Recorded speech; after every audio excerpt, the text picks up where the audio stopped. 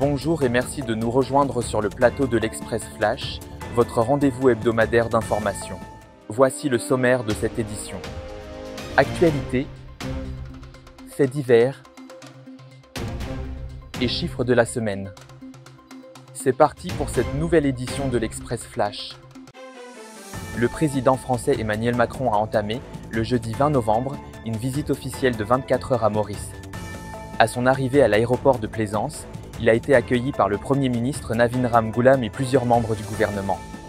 Son programme a ensuite été marqué par une série d'engagements diplomatiques, une visite de courtoisie au président de la République, Dharam Gokul, un entretien en tête-à-tête avec le Premier ministre, la signature d'accords stratégiques ainsi qu'une participation à un forum dédié à l'intelligence artificielle et aux technologies émergentes. Emmanuel Macron a également visité le navire Plastic Odyssey, symbole de la lutte contre la pollution plastique, avant de procéder, aujourd'hui, à l'inauguration du nouveau bâtiment de l'ambassade de France à Telfert. Ils étaient nombreux hier à se rassembler au Codan Art Center pour accueillir le président français. Certains en ont profité pour immortaliser le moment en prenant des selfies avec lui. Le chef de l'État français et le Premier ministre ont ensuite fait une déclaration conjointe à la presse au Sir Harry Lalvagh Hall. Emmanuel Macron a insisté sur la portée symbolique de cette visite, la première d'un président français depuis plus de 3 décennies, soulignant que les relations entre la France et Maurice demeurent profondément humaines, historiques, économiques et linguistiques. Il a également confirmé que l'Agence française de développement, AFD, et EDF fourniront un appui technique direct à Maurice, notamment à travers une analyse rapide des vulnérabilités du réseau électrique afin de proposer des solutions concrètes. Navin Ramgoolam, pour sa part, a affirmé que cette visite a une importance significative dans un contexte mondial instable, marqué, selon lui, par des postures qui remettent en cause l'ordre économique établi.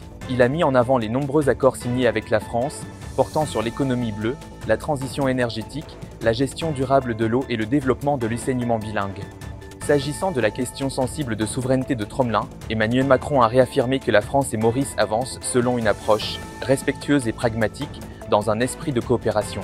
Navin Ramgoolam a, lui aussi, indiqué que ce dossier avait été abordé de manière franche, responsable et avec beaucoup de bon sens lors de son échange avec le président français.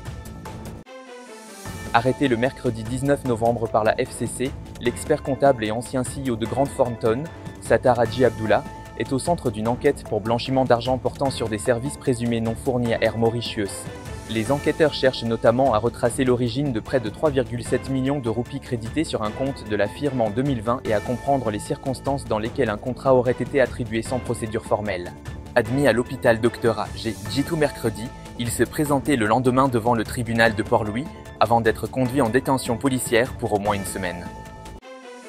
Le 8 novembre, un bus transportant des employés de l'hôtel Rieu a percuté une voiture à la Golette avant de finir sa course contre un arbre. Le bus était conduit par un homme sans permis. 2 personnes ont perdu la vie, Laetitia Ramkalawan, 25 ans, employée de l'hôtel et mère d'un bébé, et Alina Steiner, 27 ans, touriste allemande. Alina, admise en soins intensifs à l'hôpital Jawaharlal Nehru depuis le 8 novembre, est décédée le 18 novembre d'une septicémie.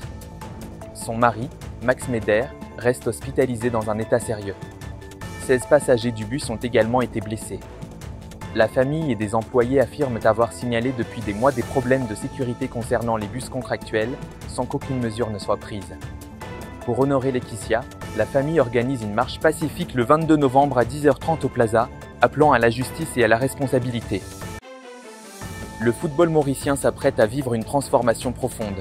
Classée 177e au dernier classement mondial masculin de la FIFA, la sélection nationale peine depuis des années à retrouver une identité compétitive.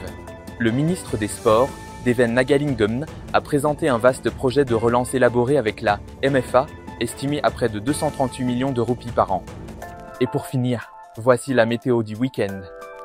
Pour ce samedi 22 novembre, des averses localisées sont attendues, accompagnées d'un vent du nord-ouest soufflant à 20 km/h. La mer sera forte au-delà des récifs et les sorties en haute mer sont déconseillées.